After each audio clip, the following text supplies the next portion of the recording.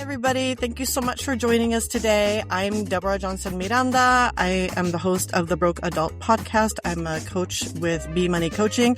And today I am talking with Denise Soler Cox, who is going to talk about a book that she's written and that she's going to release in August. It's going to be published in August. And it's a really important book and resonated with me personally because of all of the things that I feel and that I have gone through as a Latina in the United States, even though I wasn't born here. My mother is an immigrant, and I feel like a lot of that dynamic between mothers and daughters really hit hard. And then she'll touch a little bit. Also, she'll talk about her financial situation. But most importantly, the 10 taboos in the book are really important for any immigrant, not just Latinos. But Denise is going to talk about her experience as a Latina in the United States. And I also want to mention that she is the brainchild behind Project Enye, an amazing documentary that when I met Denise for the first time via another forum, I was like, oh my God, that rings a bell. I know something about that. And then I looked it up and then I showed it to my kids and they're like, yeah, we watched that like 10 years ago. So anyway, welcome, Denise. Thank you so much for joining me on the Broke Adult podcast. How are you today? I'm great. Thanks so much for having me. Can you please just give us a little bit of background on Project Enye and then which was released like in 2014, 15? 2016. It's 16. Actually, okay, so 10 years. 10 years this month is when we released the trailer on Facebook. Okay. And it got over 1 million views. And so the story about how the film came about, and the film is actually called Being Enye. And Being Enye. Yeah, that's right. Yes. That's what I get for naming the Project Enye, and then Being Enye. That was a big mistake because it often gets confused. But so the idea for that happened in a bar in Miami in 1996. My life had totally fallen apart. I moved to Miami to follow my college sweetheart. We got engaged and broke up, which is a great thing because I'm very happily married and have a beautiful family now. But at the time, I was, picking up the pieces of this future that never happened. And I got laid off from an incredible job at the same time. And I was out at a bar with friends, just hanging out, trying to figure out my next moves. And we end up having this incredibly profound conversation about identity and about, what it feels like to be first gen and experience that ni de aquí, ni de allá. And really, it was the very first time I had that conversation ever out loud. And it was 1996. So there was no internet. Internet was just starting. So there was definitely no YouTube, no Google, no nothing. There were just books. And so there were some books that I had read that had kind of hit this feeling on the periphery, but never like first gen, born here, I don't know where I belong conversation. Yeah. And so that night is when I decided to make a film, but I had, my life was a mess. And so it took 17 years for me to get the courage to believe that I could be a filmmaker at all. And one day I just decided, okay, I'm going to do this come hell or high water. I don't know how, but, I ended up making the film with an Oscar-nominated producer that's based here in Denver, Colorado. Okay, yeah. And the film came out 2 years later, which was 2026. And that is kind of what set off my entire career. 2016. 2016, yes. 2016. Sorry. Okay. And then from there, I imagine, you probably, because you talked to so many people and you came across, in the book, you write about how you just started, speaking and promoting the film and doing all these things to connect with people. And then people would be coming up to you, women, Latinas would be coming up to you afterwards to say, oh my God, that resonated so much with me. This is my experience. And so did any of those conversations kind of make you think, I wonder if I should now write about this? Or did that happen later? Actually, So everything sort of started with requests to screen the film and then do Q&As, which was to me very exciting because Okay. I was just proud that I could even get the film done, let alone Yeah. that people would invite me to come and speak or even do a Q&A. And so that's sort of where it started. And then when I would get off stage, a line would form, which is pretty typical now as a speaker that I know is when a Yeah. speaker comes off of Okay. the keynote, people will line up to speak with them, right? And usually it's to get a selfie or just say, oh, I resonated with that thing. Mm-hmm. And for me, usually out of about every 10 women that were waiting online to speak with me, one or two would share a Mm. profound secret with me, something that Wow. was really personal and something that, neither in the movie or in my subsequent keynotes did I ever share anything of equal, I would say, weight. Like Mm-hmm. sometimes for me, I felt like I hadn't earned them telling me the the types of secrets they were sharing with me. And it really just didn't make sense Mm-hmm. for a long time. And it wasn't until one night I did an event at the Federal Reserve Bank of New York City that I decided if this happens again, I am going to do something about it. And at the time I thought, maybe I'll make another film, even though Oh, films are okay. incredibly expensive and they take at least 2 years. So Mm-hmm. right around the time it takes to get a book done. But regardless, I thought perhaps it was another documentary. But that's actually, we actually started doing interviews. We started trying to find the story.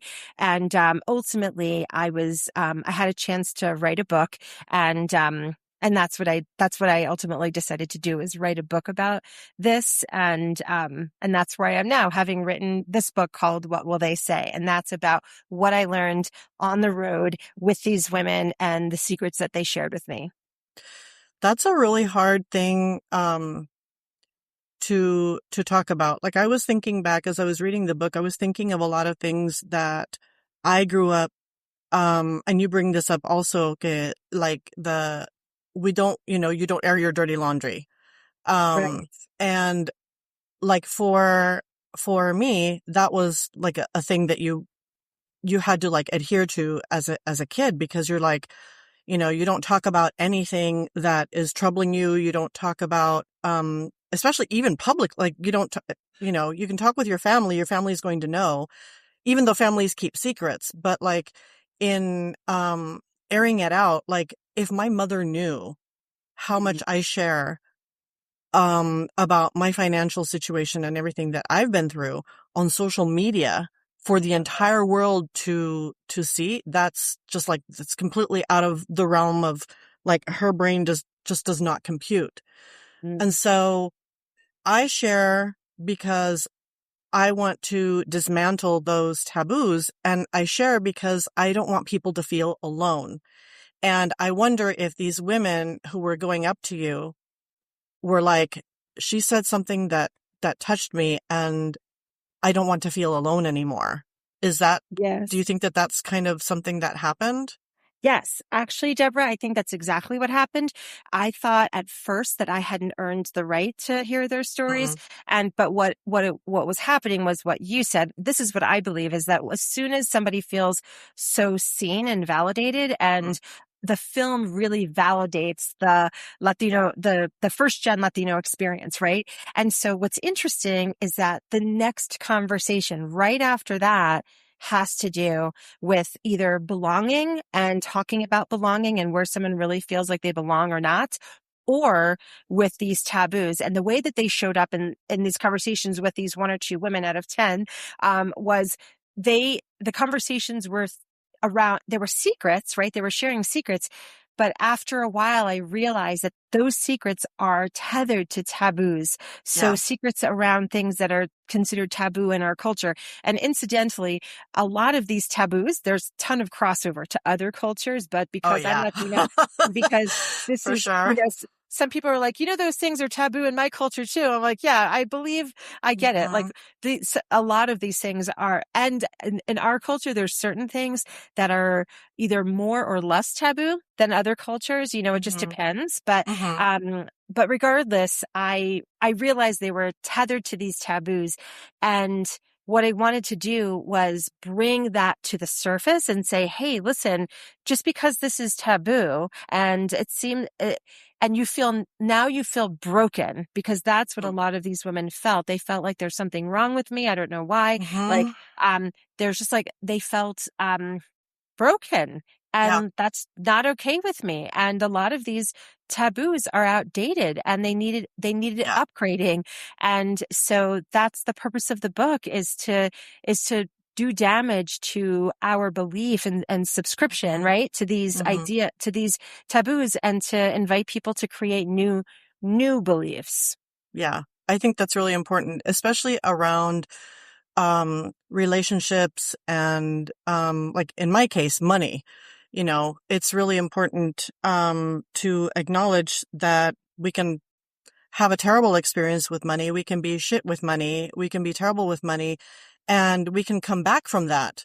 Yeah. And um especially when a lot of us who emigrated, and our families have this belief that um our families have this belief that now that we live in the United States, we're rolling in the money. And so there's Uh-huh. this expectation that you help your family back home. And so, they have a problem talking about money, but they don't have a problem asking for money. And then when we say, hold up, like let's, I can't, I'm not a bank. And no, I can't give you, $100 or $200 or whatever every time you need it. And then we feel like we're failing, we feel the guilt and we feel like we're failing our families. And that's a taboo, Hmm. to not, to not, to setting boundaries. It's like that isn't a thing that exists. Well, And especially setting boundaries with family. That's yeah, like with family, it's yeah. like, no, you don't do that. How dare you? Hmm. Like, ¿quién te crees? And Right. so, that's something that I, at 56, have just recently learned, that it's Hmm. okay to set boundaries. Hmm. With, not everybody has to know your personal life. Not everybody has to know your medical history, your financial history, your social history. Nobody has to know anything about that. It's okay to hold some things back. Yeah. Um, I remember once when I was complaining to a friend of mine about something, I was like, no, whenever I say something about X to my mother, she'll, respond in a way that I don't like. And he's like, well, Mm. why are you telling your mother? I'm like, well, because she lives with me and because I feel like I have to share with her. And he's like, you don't have to tell your mother everything. And Uh-huh. I try to remind myself of that before my ADHD mouth just starts blurting out things that, are going to get me into trouble or are going to Yeah. get some kind of disapproval from my mother. And it's like, Hmm. it's okay to be like, it's okay to, what's the term I'm looking for? It's okay to not always be pleasing our parents. And Yeah. it's really hard for me to just like take a step back and be like, I don't have to do this for you right now. I have to do this for me. It's really hard for Yeah. me to do that. Oh, yeah, it's hard for all of us. One of the most, if not the most powerful exercise in the book is called A Good Latina Daughter in My Family Would Never.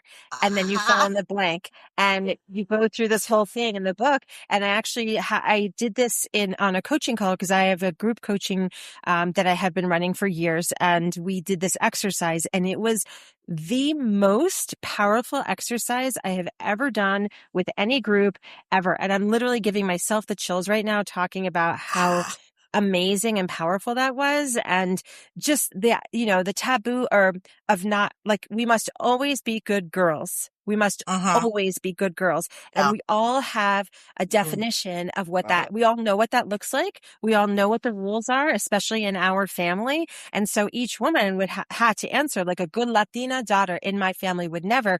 And then they shared what, their infractions. Like, one person Yeah. was like, would never get a divorce, would never Mm-hmm. not have kids, would Oh my never God. move away from home. Like, for me, it was, I moved, my family and is from New York, but I moved to Colorado. A good Latina Yeah. daughter would never move so far away from home.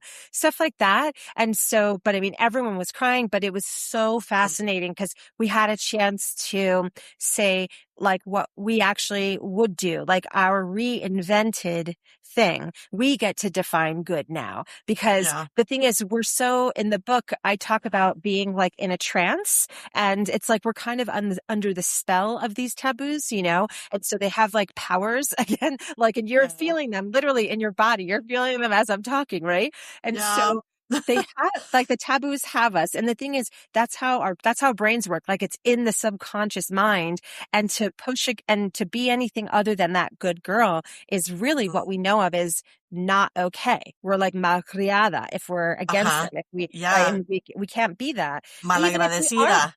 Yes. And even if we are that, right? Even if we have, and like, if we've committed those infractions, it's just impossible to sit in the truth of that, that we could be that bad. Yeah. And so what the book does is it wakes us up. It wakes us up and it reminds us that we have a choice. But, you know, for me to say that, isn't necessarily going to change anything for anyone.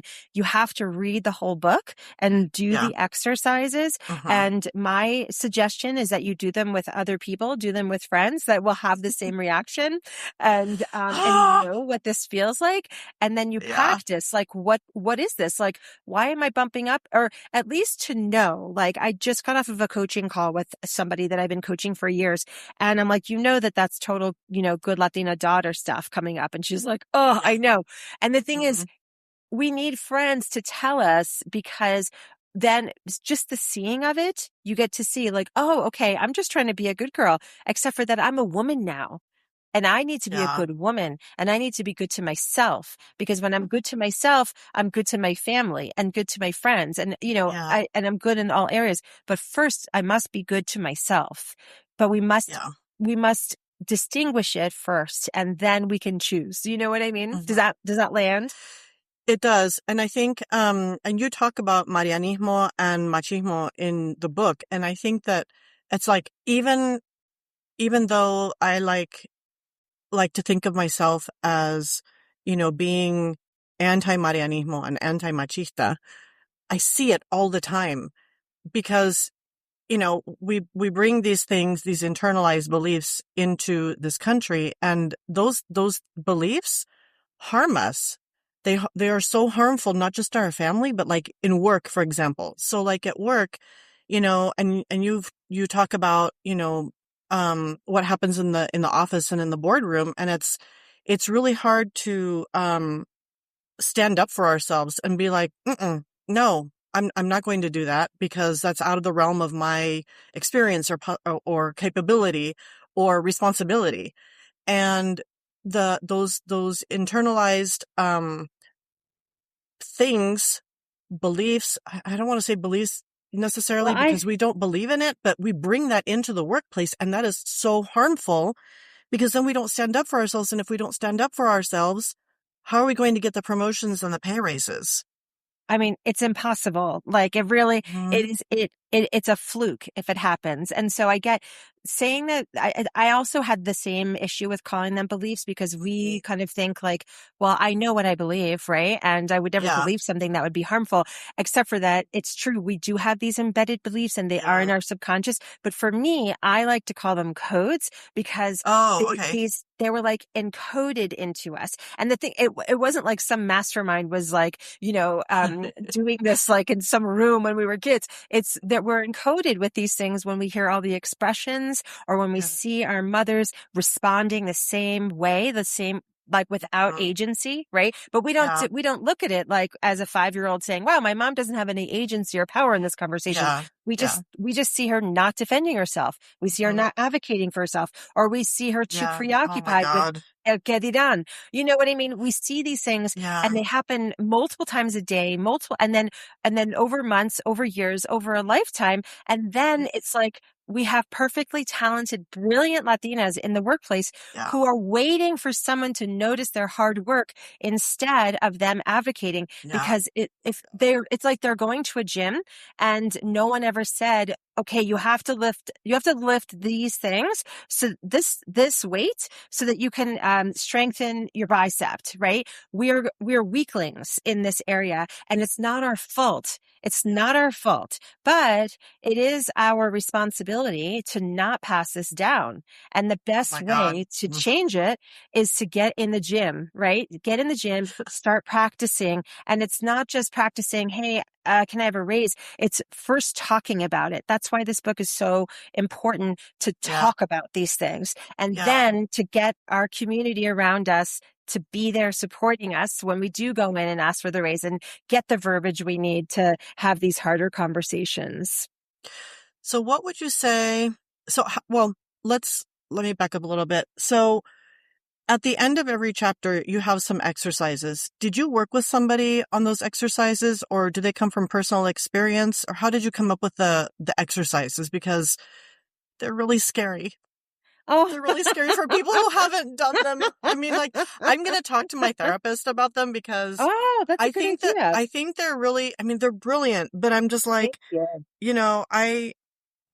they're so uncomfortable. And I know that the whole point of growing, building up those biceps, it hurts. I It know that. does. But like, how did you come up with the exercises? Yeah, well, so I came up with them on my own, and a lot of it, honestly, is running these coaching groups for years. Okay. Group, Okay. group coaching is, I always had to come up with an exercise. And so for me, when these exercises will come to me while I'm watching television or talking with friends or Mm-hmm. even talking with my kids. I'll think of, or I'll get an idea like, oh my gosh, I should do something about that. And I will say the one Okay. that's the most powerful is a good Latina daughter in my family would never. I don't know where that came from. Like, that just popped in my head, But and I was like, oh my it's a God, I really need to good do one. that. Yeah. And I will say, for anyone listening, just so you know, chapter 1, the exercise, is make something. So they're not all hard, but Yeah. the first exercise, I shared the story of being in Portugal with my daughters, and we took a Mm. mosaic making class. Yeah. I And love we that made story. little, thank you. We That's made a these great little one. fish, and they were like little mosaic fish, and we had the best Mm-hmm. time. And, you know, a big thing that's been coming up for me, and I think your listeners, I want them to know this, is I have been pushing and pushing and pushing my entire professional life. And I have really been informed by not feeling good enough, and having a lot of that Mm-hmm. proving energy. Like, I got to prove to myself, prove to the world, prove to whatever that I'm good enough. And there's something about writing this book that something snapped, like something Yeah, dramatically for sure. changed within my constitution. And I don't want to drive the way that I used to. I don't want to push the way that I used to. I still want awesome things. Like, I want this book to be on the New York Times bestseller list, Of but course. I'm not. Yes. Yeah, but I'm not driving it the same way that I'm bringing a different version of me, and that version of me makes things. That version of me, like, I loved crafting. I love playing the guitar. I love, like, cooking. I love, so I love things. And I saw this great reel the other day, and it's like the woman, or the young woman that we were when we were teenagers, like, remember what she loved and what she wanted and what made her happy. 9 times out of 10 is going to make the version that we are today happy and feel fulfilled. Mm-hmm. And so the more that we can get back to her, the better. And it's interesting, when I saw that, I was like, wow, the last chapter of my book, I talk about keeping a promise that I made to my 16-year-old version of me. And Yeah. so I'm working on getting back to that, And so the way to approach this book is to be in touch with that creative energy, and to and to make stuff while you're reading it, to give something to do with your hands, because Yeah. it's going to take something from your heart. It's going to require something, I mean. But when we talk about not leaving, these generational imprints, and not passing down these codes, and not passing down the trauma, like, we have to understand it's going to hurt. It's Mm-hmm. going to hurt, because we're already encoded. But the incredible news is, I've never slept better in my life than I sleep after writing the book. It's the weirdest thing. I Wow. feel so in tune and locked into who I really am. And, like, That's um, amazing.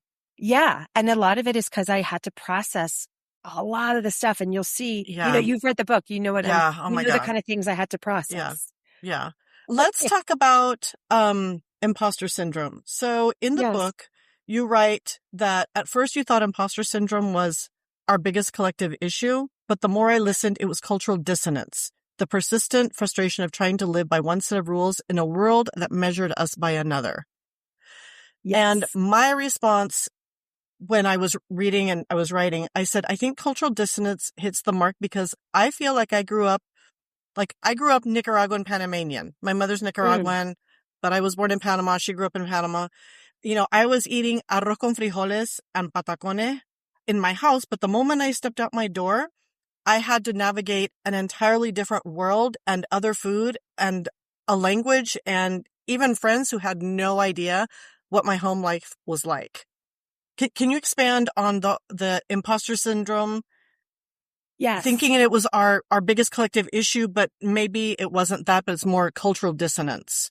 Like, what's Yes. your take on that? Yep, it's a hot take because we are, and you know what? I actually thought it was imposter syndrome too. So much so that I spent an inordinate amount of time developing an imposter syndrome course for Latinos Oh, and okay. like so much time. And the thing is, it's not that. It's not that. We don't lack, like whatever, we experience like a lack of confidence in, and like, let's say, getting a raise or once we get an opportunity, a lot of times people get an opportunity and then they don't feel worthy of said opportunity. Yeah, Right. yeah, yeah, And yeah. so that's like the big definition of imposter syndrome. Mm-hmm, And mm-hmm. so that the issue is not that, well, I don't want to take away from anyone who ever feels like that because I certainly Sure. have felt that way, Yeah, yeah. but it's more a cultural value collision because of everything. We're raised to center the group. We're raised to center Yeah, the family. We're raised to give deference to the clergy, to yeah. anyone who has more education, anyone who's older, to respect with, Mm-hmm. we don't you don't have to earn respect with Latinos. You are granted respect, Yeah, yeah, right? yeah. Mm-hmm. And we're automatically humble. I know, for better or for worse, right? Yeah. And so we're taught to be humble to a fault. And, so we have these rules that exist that no one hands a manual and says, oh, hey, here are the cultural rules. Please abide by them or you're going to feel like absolute crap. No Mm-hmm. one does that. And no one certainly says when you're raised in another country, like you or brought here at a young age or what have you, no one says you're going to have a collision or you're going to collide with the exact Yeah. opposite value system when you get a job Mm-hmm. or when you go to school. Everyone thinks the opposite. You have to earn respect. For the people that live here, they expect you, they are not going to automatically respect you. You have to earn their respect. If humility is not valued. If you're too humble, people won't respect you. They'll actually won't think that you care about yourself, which is not at all what it is the way that we're raised. And people here are thinking about themselves first. They're not thinking about you. Many people don't even think about their families first. They're just thinking about Yeah. them first. And corporate Yes. America Yes. is completely wired and set up and Yeah. structured for the self-reliant system. So for I call it me first and Yeah. versus we first, right?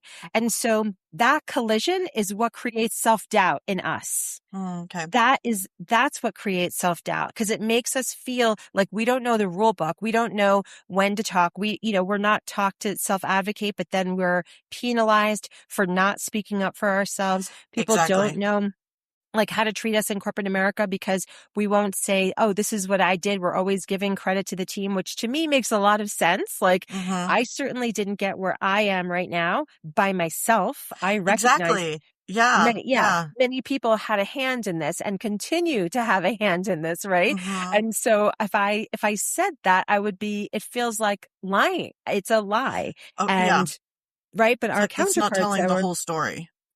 correct. And Yeah. so, but you don't get ahead in American self-reliance by bringing everybody with you. You get ahead by saying you did it all yourself. And so that is destabilizing in and of itself to be raised your whole life to think one thing and then to have every measure of success be measured by a completely different set of rules. And that is what the disabling part is. We just miscategorize it because it's popular vernacular, but it's not quite the description of it. It's not quite it. It's really the cultural collision. I can see that a lot. Like I remember in high school when, everybody's applying to college and whatever, and I want to be an architect, I want to be a lawyer, I want to be, whatever. And I was never encouraged to go to college. I was just like, I just figured that's something that I should do. I want to make more than minimum wage. And so I want to go to college, but it was never Yeah. encouraged. And then when I announced that I was going to move from my little, I grew up in Lacey, Washington, which is just outside the capital of Olympia in Washington. And, when I announced that I was going to move to Seattle to go to the University of Washington, my mom was devastated because the way she saw it was, why couldn't I be happy with a state job, a job at the state, you know, it's a stable job, you earn good money, you have a good pension, which of course I didn't know what that was at the time. But, Right. it was devastating to her because she just couldn't understand why I wanted something more. And so I felt this responsibility to my mother, who was a single mom, Yeah. I was going to leave her, me estás dejando, Mm. leaving her behind with my sister who's disabled. And I was Mhm. going to go live alone, which is something that Latinas don't do. Right. Go off and live alone somewhere. And it was really hard. And I don't know how, I think that was like the first time I really defied my mother. Not Mhm. that she stopped me from going or told me not to go or, it was just the whole martyr thing. Mhm. And, um, I did it anyway. And, I was guilt ridden Mhm. and people couldn't understand that. Like people outside the Latino community couldn't understand that. They were just like, Right. you know, because they move across the country, they go to college across the country, they move and then they meet people and then they stay, they grew up in Washington, they go to California, Arizona, Florida to live.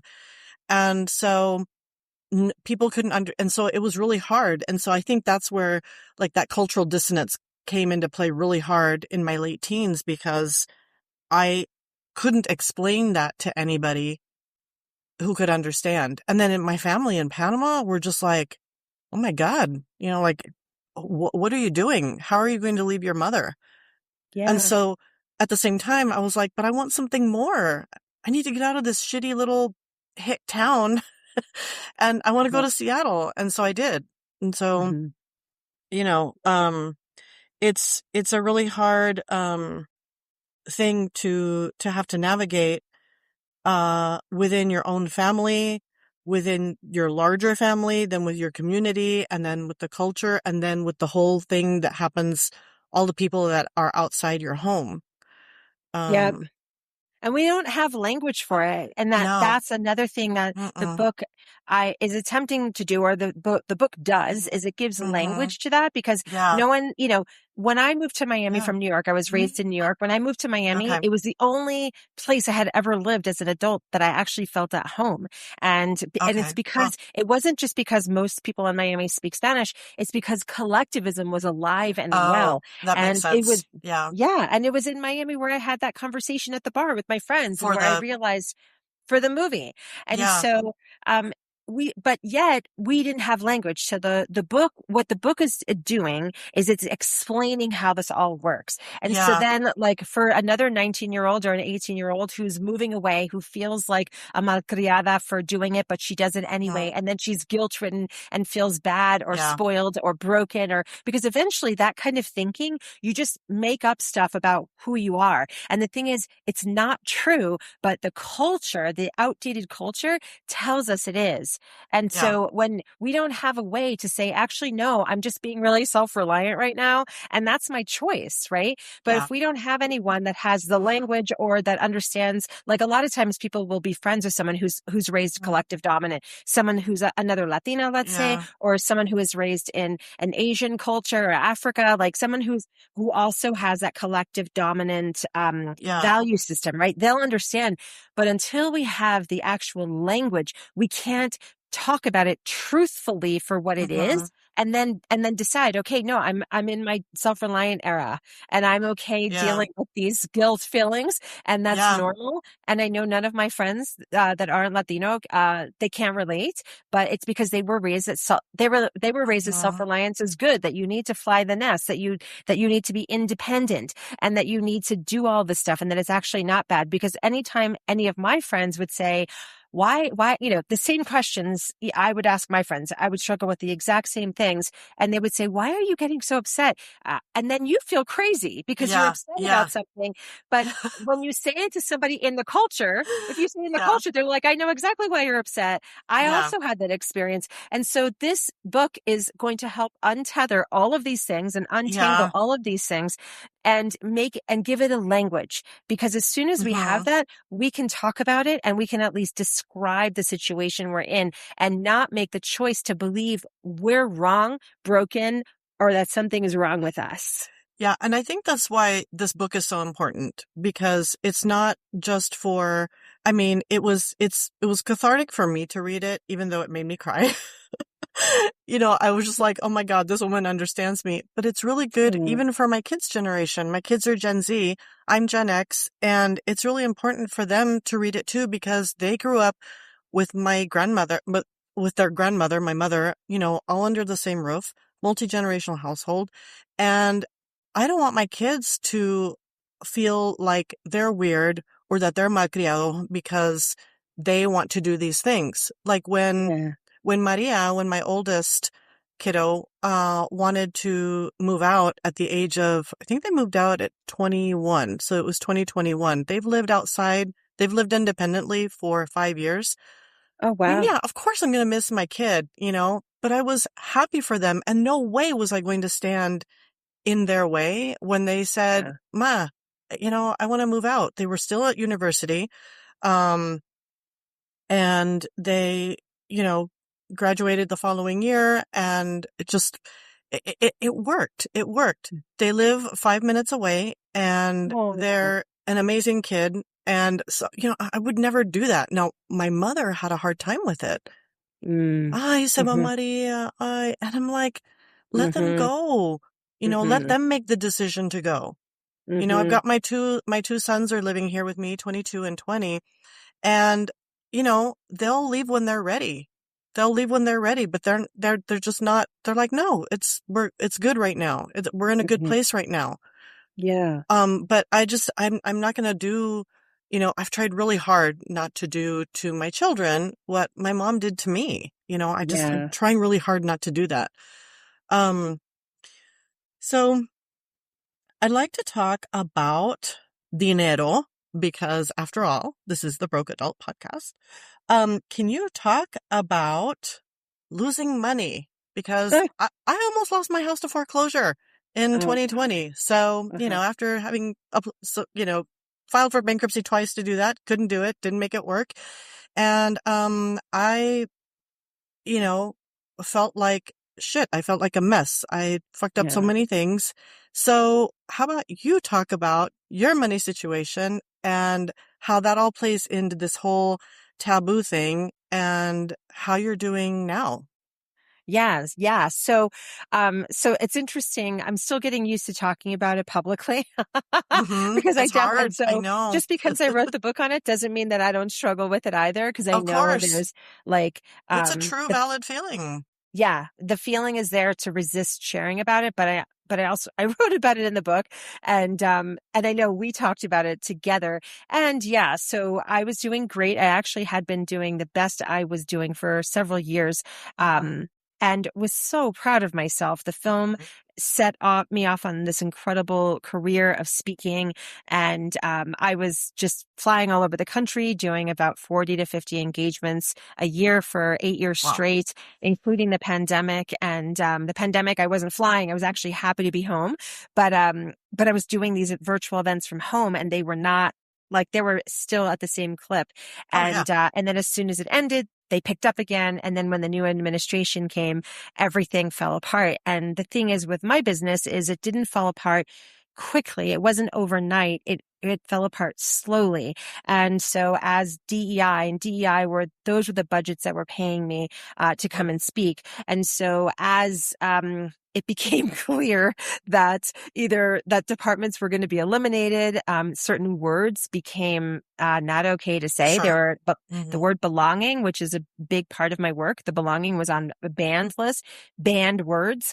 And so I had about $200,000 in business that was on its way to closing and going to contract, and slowly but surely lost every one of those contracts. And so for me to lose a piece of business in the past, the way that my business was people would contact me. I was very, very fortunate.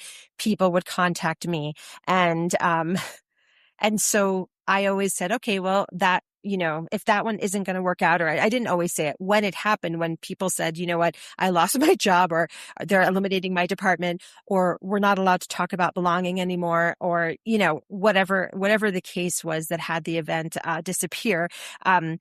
I thought, well, I've got these other events, and, as soon as those, go to contract, I'll start getting deposits.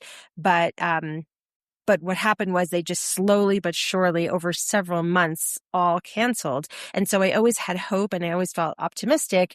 And in hindsight, I realized that I'll never just rely on a single piece of a revenue stream ever again. That was a big, big lesson for me. But at the time, that was my only source of revenue. And I've done coaching on the side, but nothing could compare to what I was making with my speaking business. And so I had a choice. My life fell apart. I write about this extensively in the book, what it really looked like. My daughter was dancing in a very expensive dance school that I was really proud that I could afford to send her to, and we had to pull her out of the dance school. We had to move out of our home. We had to move out of we lived in a temporary place, and then we finally moved into this place that we're living in now. But it was, I would call, when I say the word catastrophic, that's the best word to use.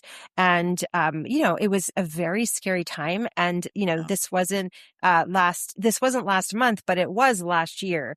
And, and it did last for a little over a year. And so it was really, really scary. And never did I believe once that it was permanent. And it was really, really hard. And I had a choice to make within the circumstances, as I lost business and we stopped being able to afford certain things and to afford to, pay our bills and pay our debts. I had a choice to either hide, which is what I wanted to do. I just wanted to crawl into a hole and say bye until the sun came out again. Except for that, when the sun came out again, I still had the same problems, right? Yeah. And so I decided to just, with everything I had in me, approach the situation with just taking radical responsibility and just letting people know what happened and where we were and what we were able to pay. And it was very humbling. And, I always share this with my coaching groups. All my clients know this, that, that feeling of embarrassment is like my most hated feeling. Like I will do anything not to feel embarrassed. And what happened was I had the situation that caused me great embarrassment. Right. And I survived, and I am, and, I don't know if I'm thriving now, but I'm certainly on my way to thriving. And I would say one of the biggest, brightest lights during the entire thing was the fact that I was writing this book. Now, while it was happening, it felt like a burden because I had deadlines associated with this book. Sure. And I wasn't planning on sharing. I wasn't planning on going there when it came to money. I was going to stay on this side of not sharing about money, right? And so, but I can see the decided, temptation. Yeah, why? I don't want to talk about this, right? But things got so bad at one point that I just, it kind of broke me. And I remember the day that I just decided I'm going to keep typing what I wanted. I'm just going to keep writing, letting this flow, what's coming up for me. And I'm going to write the most truthful book that I could possibly write.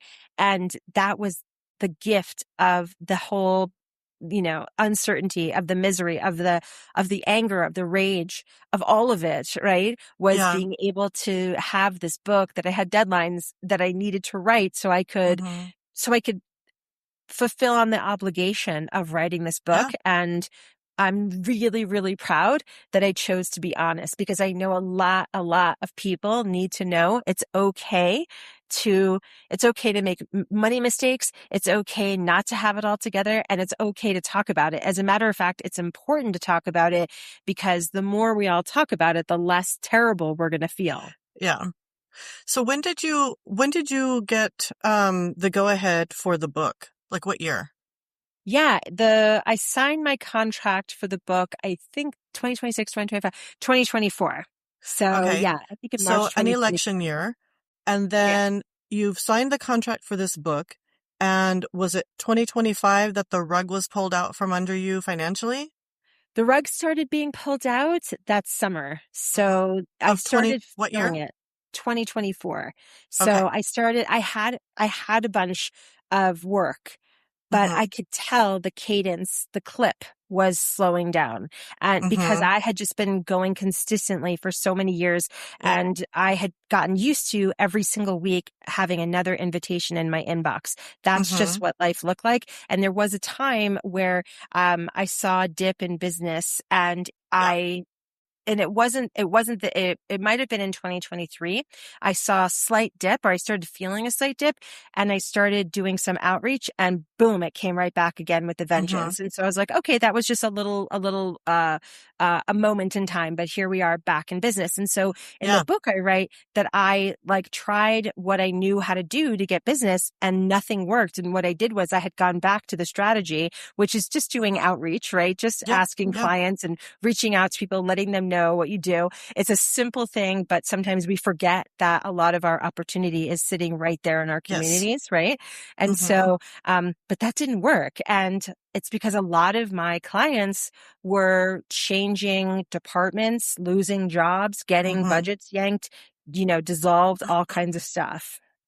So to be clear, so you signed the contract in 2024, Yes. and you had to move in 2025.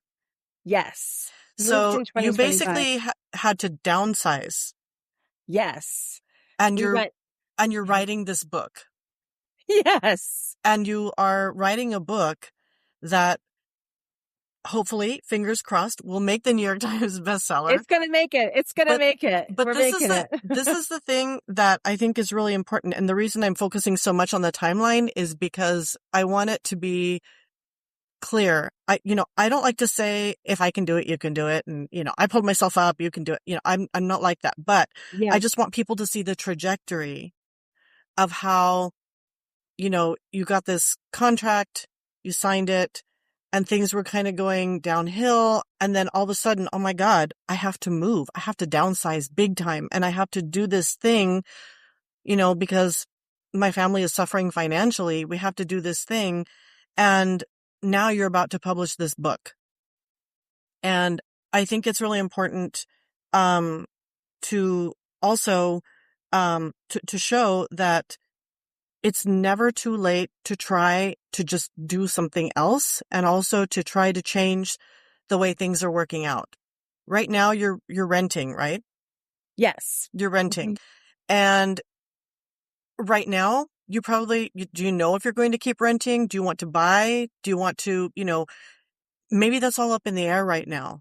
Mhm. But I think it's really important for people to understand that, you can be at your lowest point and not have to make make big financial decisions right away. Yes. Um, and I think one of the things that I think is really important about this book is that it's teaching people of whatever generation. It's Yeah. teaching us to also look inside ourselves and to have faith in our abilities, and that our culture and how we grew up and the things that make it who we are, we can hold on to the things that provide that resilience and make us strong so that we can move forward, however that looks. And I know that sounds really vague, but people tend to, anybody tend, they tend to think, oh my God, I have this horrible financial thing that happened to me, and I would never tell anybody. I would never share. Um, and that, like I said at the beginning, that just keeps us not only closed off from other people, but it also doesn't show that we can come back, and that we don't have to make big decisions right away. I've Right. rented for 6 years, and I was like, I don't ever want to buy a house again. But some Mhm. things have happened recently. Our landlords want to sell this house, the house that we're renting. So we have big decisions to make. And that's okay. I'm going to be buying a house again at 56. So, I just kind of look at it as like, it is what it is. I don't like using that term, but I can't think of another way of putting it. But I No. think it's really important. Um, like you said, reach out, um, and find ways to come back. But it's okay also to take our time in making these big decisions. Yeah. And so here's something that I think is interesting that I wish I could have heard this. And I think it's going to help people. I believe that it'll help people. So we needed to move. We needed to scale down. That was clear. And we needed to move in July. So literally Okay. a year from next week, are like, that's when we moved to Okay. this side of town.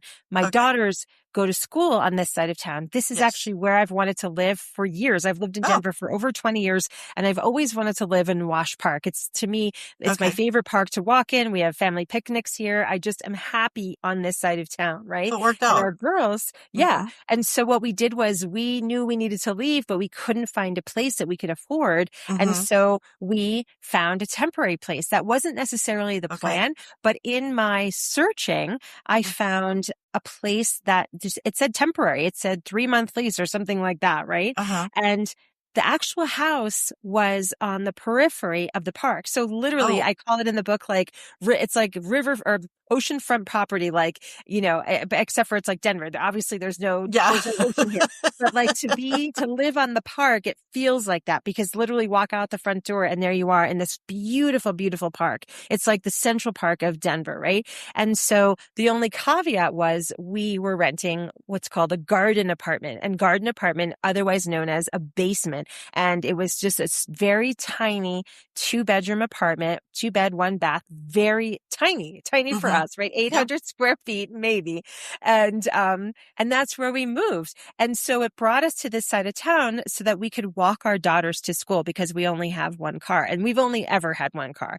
And so we knew we wanted to do that.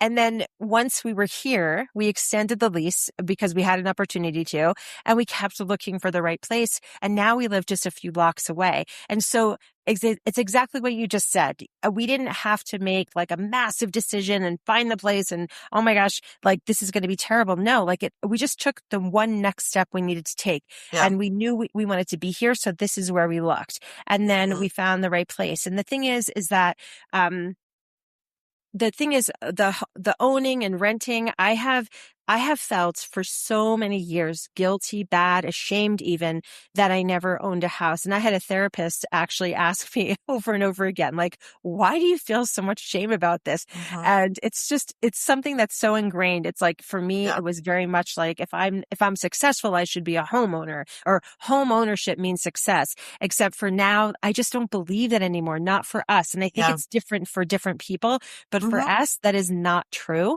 And certainly for our plans and what we now understand about the market, because in the last year, I learned a lot about money. I Mm-hmm. decided to learn a lot about money and investing, and we're going to be making some different choices, right? Yeah. And so to me, it's not right or wrong. And also I refuse to be and feel shame about that anymore, you Mm-hmm. know? And so there are a lot of gifts. And the last thing I want to share about about what happened is, a lot of times people say, don't share about a situation until that thing is a scar, right? Mm. Don't I've never share heard that. about, Wow. don't share your open wounds. Huh. Wait until there's scars. and wait until you're okay, basically. Wait until Huh. you've learned the lesson. Wait until whatever, right? Hmm. And so when I decided, you know what, I'm actually going to share from the open wound, and Yeah. that's where I wrote a lot of this book from, was the open wound. Yeah. I was making a deliberate choice, and I think it's okay. I know it's okay. It's Yeah. okay to be Yeah. honest now. Hmm. You know, a lot of people are suffering in silence and feel so Yes. ashamed about things that are going on. And it's as soon as you open up and start sharing, what I know to be true is that the right people will stand next to you and let you know you're not alone. And for so many of these situations, it's almost all you need. I think that's really important because, and I'm glad you said that. And I'm glad that you wrote this book the way you did, because I, at first, in August 2020, I was like, no way do I want anyone to know how I ended up in this situation. Mm, And, I was like, and then I was just, I just had that feeling that, if I don't share this, then that just makes it worse. hmm And so, yes, I have an open wound, and I'm just going to put it all out there for everybody to see, because I want to share my experience, because I want people to not feel alone, because there will be people out there who are like, I'm really embarrassed. I don't want to say this. I don't want to share this. And, and it's not just Latinos that do this, but it's many, many, many, non-European cultures have that that whole shame thing. We're so shame focused. And that's something that I really liked about the book, even though it was really hard to, it's like, I can talk about it and talk about it and talk about it, but reading it is something else, because there's somebody, Denise Soler Cox, saying, oh, by the way, here are my wounds. hmm And I'm like, oh, okay. It's okay that I've been doing that. hmm I'm glad that you felt It's that like, way. That's, okay, well, it's hard to look at, hard to read, but it's really important, because if we don't have these conversations, then these people won't come up to us after a speaking gig. They're not going to come up to us at a book signing. They're not going to come up to us and say, thank you for writing about this. Thank you for talking about this, because Mhm. I've been wanting to share my thing, but I was afraid, I was ashamed, and now I know that you've done it, so I can do it too. Yeah. And there's So, people out there that really do. And, when I talk about in the book, because some people are like, well, are you saying that people should just share all their secrets? And that's not what I'm saying.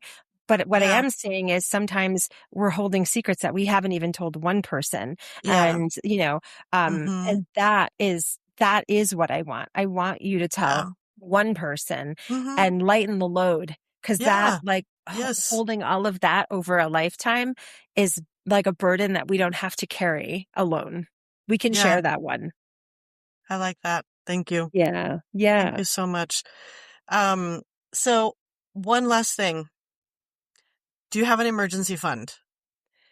We are building an emergency fund. You're So building yes, one. Okay, so you're yes. building So we one. do we have a wee Okay, one. that's And okay.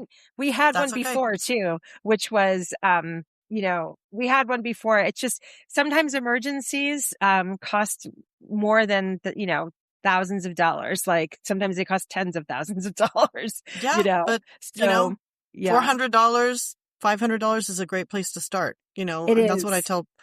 I tell people. I tell clients, it doesn't have to be, they're like, oh, 6 months worth of, income, whatever. Well, that's so overwhelming. You have to start Yeah. somewhere. So I just had to ask that, because I always ask people, do you have an emergency fund? Do you have an emergency fund? Yeah. Or are Yes. you building one? Which is the important Right. thing. Building one is more Yes. important than having one, because you're doing your thing. Do you have like a money motto, or a motto about taboos, or something like a dicho that you made up that you would like to share? Um, I love that. So one thing I think is I don't have like a dicho like specifically, but I definitely have something that I tell myself when I spend money. Okay. And so anytime I like buy a coffee, even though now I actually make my own coffee, I used to buy Starbucks every single day, but now I make instant cafe de olla, and I actually Ooh, have my own ritual, like that like Nescafe has like their own little thing. And it's, okay. I actually really enjoy my little ritual with it every morning. And it's like with oat milk. And, anyway, but anytime I do spend money, I always like say, like, this is coming back to me. Like money flows, money flows. You don't lose it. You don't, when you spend it, it's not gone. Like that conditioning though is so alive and well in my mind.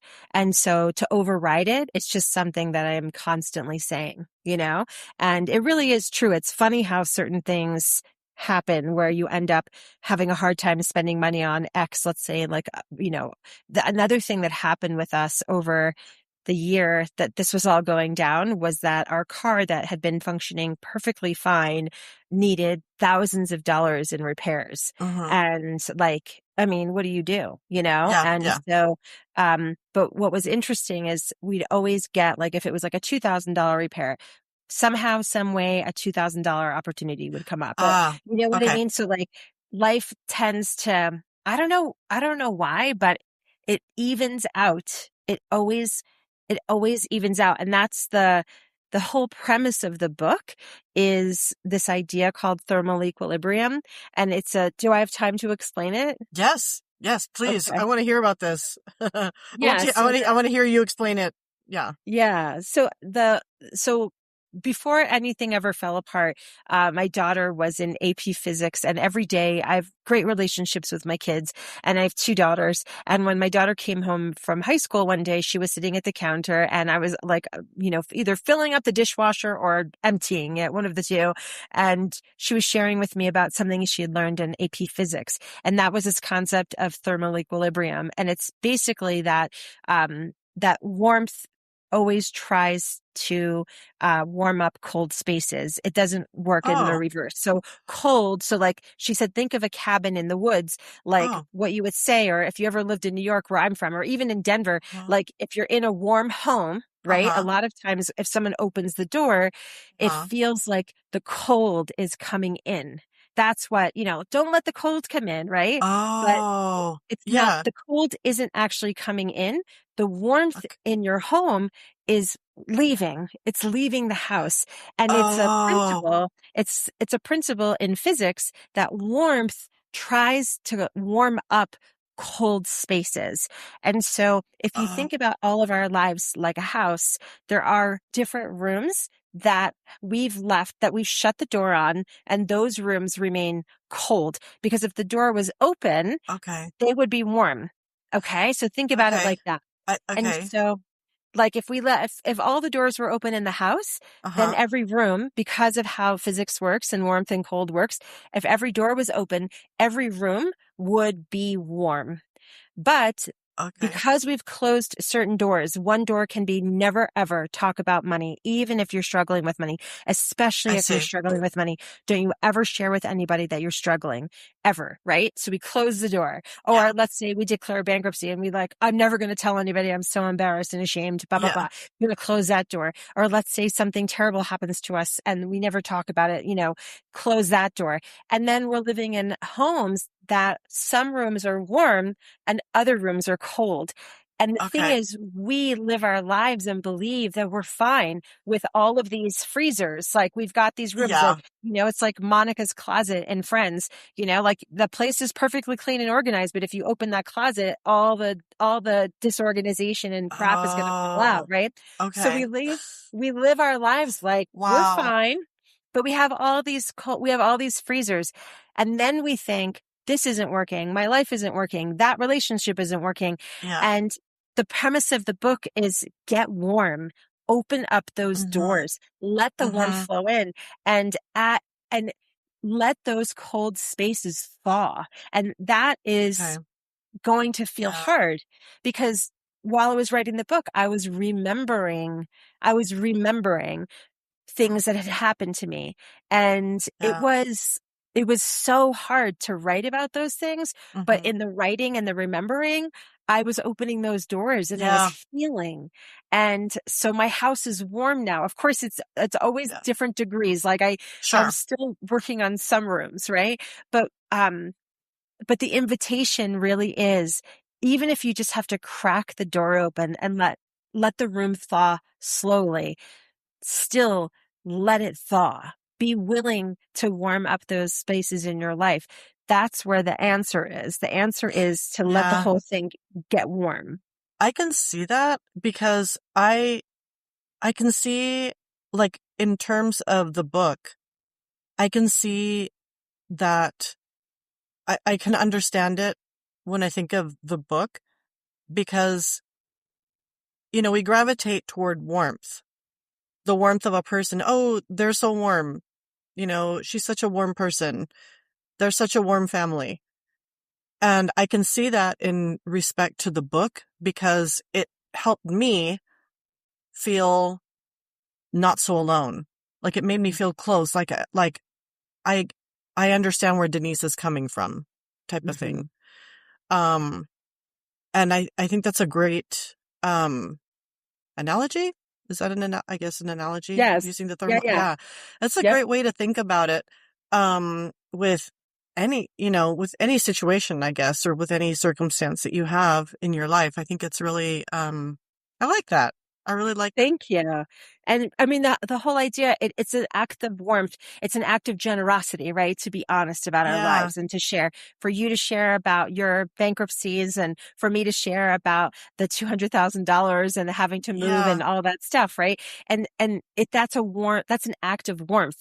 Making mhm. someone feel less alone is warm. Yes, yes, Pretending like we have it all together, right? Abiding by the Gedia, like, mm-hmm, pretending, lying, presenting ourselves mm-hmm, as if something is true when it's not true is cold. And the thing is, it's yeah, cold. It's going to interfere with your relationships, and it's going to mm-hmm, interfere with your sense of for sure. community, and it's going to Yeah, feel lonely, yes, which yes, is cold. yes, because you're not with another person, and you don't have to physically be with another person.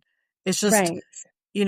it's closing yourself off is very lonely and very, not warm. Like I can see that. Mm-hmm. I like that analogy. That's interesting.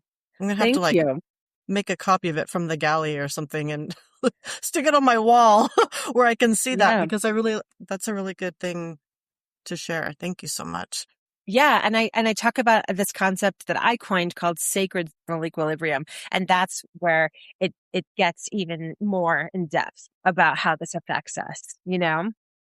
So, but Yeah. it's just very simple. It's just get warm. And the places in your life where you're cold, get warm. And you don't have to do it tomorrow. You can literally just open the room by one crack, Yeah. just to one person. Little by little. Nothing has to be done big and overnight. It can be done little by little. Poco a poco. Yes, absolutely. Wow. Yes. Thank you so much, Denise. Thank Oh, you you're so so welcome. much for the generosity of the book and for being here with me today. I'm so looking forward to August when it's going to be published. Can you please remind me of the date, the Yes. publishing So date? the publishing date is August 18th, and this Okay, is the book. It's called What Will They let's look at Say? it. Mhm. And it's coming out in English and in Spanish. And What? yes, and which is very rare for a book to come out in Oh, both languages at the I same thought it would time. do. Wow. And I know that you recorded it or you Yes. narrated it. Yes. I saw that on your Instagram. Yes, I did that Yay. like over the course of 7 days. And Really? so, yeah, it took a Wow. long time. Okay. And cause it just, well, the actual book, it was so hard for me to get through emotionally. Sure. And also because I had such a challenging schedule. I flew to LA. I had 2 events in LA. I Oh, have stuff going on here. So oh, I devoted about 4 hours a day working on it. And, wow. Busy, yeah, busy. it took 7 days to do it, but we are going for we are going for, I don't even know how we would say it. I'm still learning, but we are going to be on the New York Times bestseller list. You are. And obviously, you don't see a lot of Latinos on the New York Times bestseller list. You Yeah, don't see a lot I know. of Latino names. And so my ask for your audience is if they would please pre-order the book, because their Yes. pre-orders will count towards there's a count of books that gets tallied in that first week. Okay. And all of those, any book that's bought between now and the week of August 18th will count towards that tally. And Okay. so the New York Times has a few different ways that it determines who should be on the list. And Okay. so if I can reach over, a few thousand books on, pre-sold, then I've got a chance. And so that is what I'm asking for, is just to spend, it's going to be $29, and some people are buying it and they're like, okay, I'm going to share it with my primas or with my sisters or my friends. We're going to pass it around and we're going to read it together, because that's really the book. The book is best read in community. Yeah. And so we can all cry together. So we can all cry together, and so we can all heal together. And heal together. So the book is What Will They Say by Denise Soler Cox, and it will be published August 18th. I'm going to put in the show notes a link to pre-order the book. Thank you. I appreciate it. And I appreciate anyone listening, if you're able to buy the book, to please pre-order it before August 18th. Yes, we'll do that for sure. I'll put that in there so that we can have that. So thank you so much, Denise. I appreciate it. Of course. Thank you.